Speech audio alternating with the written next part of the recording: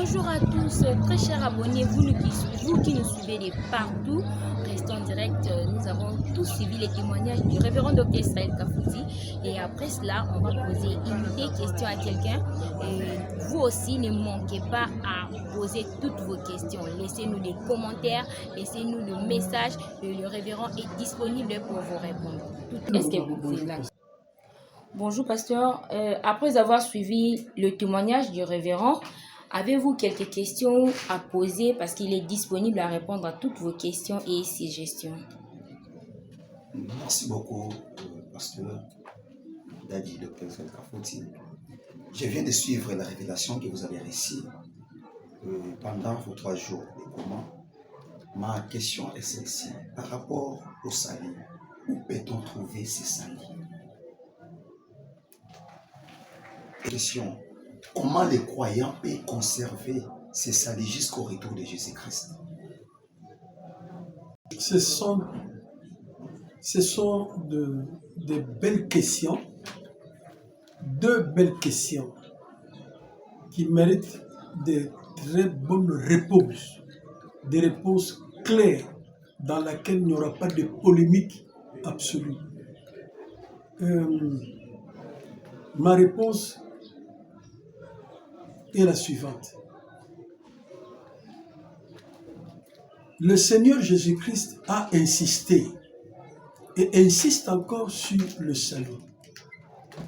Lorsqu'il me dira qu'il ne viendra pas prendre les églises dénominationnelles dont j'ai cité les noms, et la liste est longue, et cela ne signifie pas qu'on doit fermer ces églises. Non, ces églises existeront jusqu'à ce que le Seigneur reviendra.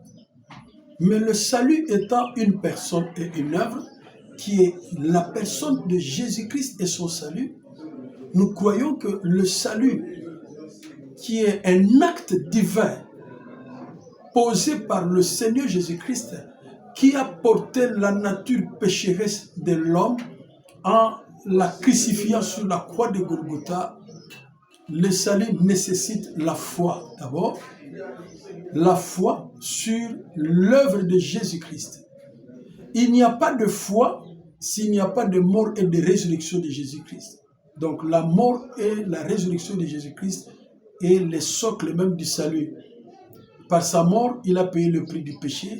Par sa résurrection, il nous donne la vie.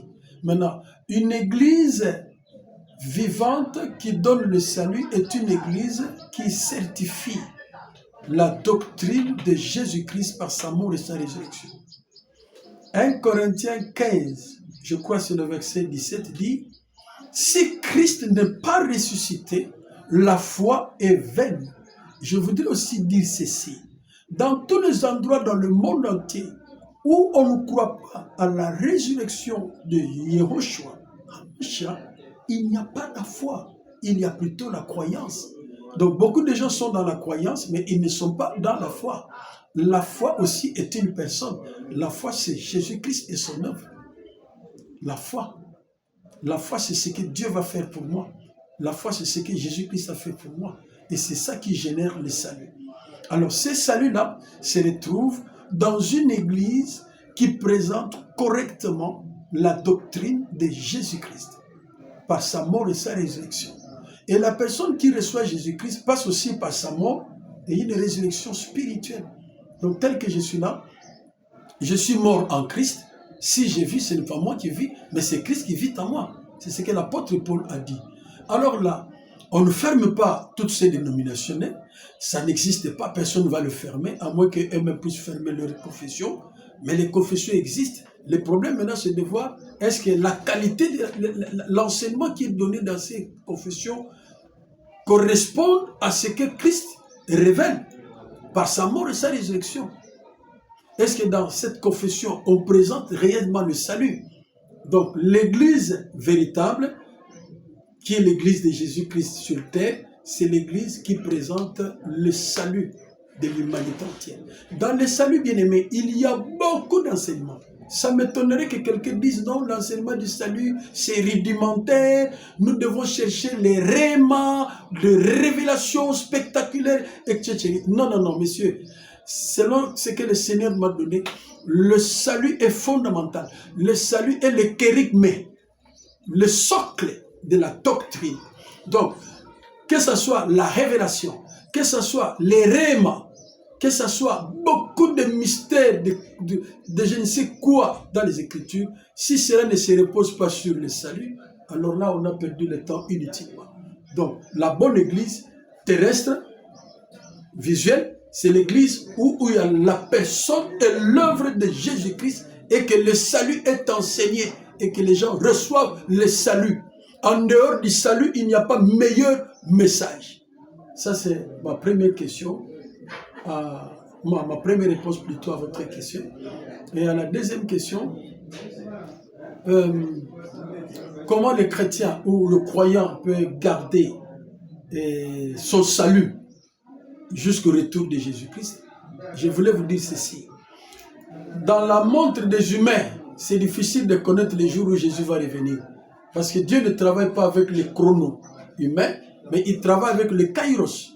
Hemera kuriyu, qui est le temps de Dieu. Qui est le temps de Dieu. Le temps de Dieu, c'est différent du temps humain. Pour nous, nous disons, la promesse traîne. Mais dans l'horloge de Dieu, Dieu ne traîne pas. Mais tout ce que Dieu veut, il veut que dans son temps, tout homme, en tout temps, puisse se repentir et accepte le salut qui est annoncé si facilement. Mais pourquoi vous allez compliquer les enseignements? Mais pourquoi on complique la délivrance dans le monde entier? Pourquoi on complique les choses dans les églises? Ne compliquez rien. Présentez simplement le salut à tout le monde et que les gens reçoivent la vie. C'est ce qui est important. Là, le Seigneur a insisté. Maintenant, là, comment vous allez garder votre salut? Tel que là, je suis sauvé, comment je garde mon salut? Il y a Éphésiens chapitre 2, verset 12 qui est clair, qui dit: comme vous avez obéi en tout temps, dans ma présence ou à mon absence, travaillez à votre salut avec crainte et tremblement. On ne dit pas de travailler au salut, à la délivrance, mais de travailler au salut. Le salut en hébreu, c'est Yoshua, qui est Jésus. C'est ça. Le nom de Jésus signifie sauveur. Mais le salut, en hébreu, en grec, c'est soterio, soter. Mais la délivrance, en hébreu, c'est Teshua. C'est différent de Yeshua. Or, aujourd'hui, nous remarquons que dans beaucoup d'assemblées, on met l'accent sur la délivrance et non au salut. Veuillez me suivre maintenant. Entre le salut et la délivrance, qu'est-ce qui est primordial? Qu'est-ce qui est fondamental? Est-ce la délivrance ou le salut? D'abord, le salut et la délivrance est une conséquence du salut. Il y a beaucoup d'exemples dans la Bible. Pierre dans la prison, mais il était sauvé. Il avait besoin de la délivrance. Alors, pour garder votre salut jusqu'au retour de Jésus-Christ, il faut rester constant dans les enseignements du Seigneur Jésus-Christ, rester fidèle dans les enseignements de Jésus-Christ, soyez sérieux dans votre repentance et votre conversion. N'ayez pas une conversion furtive, mais une réalité réelle dans votre peuple, du vécu. Vous devez vivre le christianisme réel. Vivez le Christ. Paul a dit, si je vis, ce n'est pas moi qui vis, mais c'est Christ qui vit en moi. Et ça, c'est un combat de tous les jours. De deux, dans le combat spirituel, je ne fais pas un merli-merlot. Ça, c'est pour garder le salut. Comment garder le salut? C'est un combat spirituel.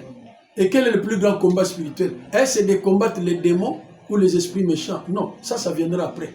Le bon combat de la foi, c'est ça qui fera garder le salut jusqu'à son retour. C'est de combattre ta nature pécheresse. Parce que la nature pécheresse a tendance à remonter, à revivre, à amener l'homme de lui-même dans la nature pécheresse. Or, cette nature a été crucifiée avec le Christ. Alors, le bon combat de la foi dans laquelle nous aurons la couronne ce jour-là, c'est de combattre la nature pécheresse qui doit être toujours assujettie par le Saint-Esprit qui est l'Esprit de Jésus-Christ. Voilà un peu ce que nous pouvons répondre à ces deux questions. Et en plus, j'ai eu un coma à l'hôpital Saint-Joseph pour avoir des précisions. Quand vous allez à l'hôpital Saint-Joseph, vous vous posez des questions sur les ordinateurs pour chercher est-ce qu'il y a eu un pasteur nommé Kafouti Pomo Israël qui a eu un coma de 3 jours à l'hôpital Saint-Joseph. Vous allez voir, les fiches sont là. que ce soit des fiches électroniques dans l'ordinateur, vous le trouverez. Donc j'ai vécu une expérience magnifique et j'aime mon Seigneur, je vais le servir jusqu'à la fin de ma vie. Je vous invite à le recevoir. Merci beaucoup.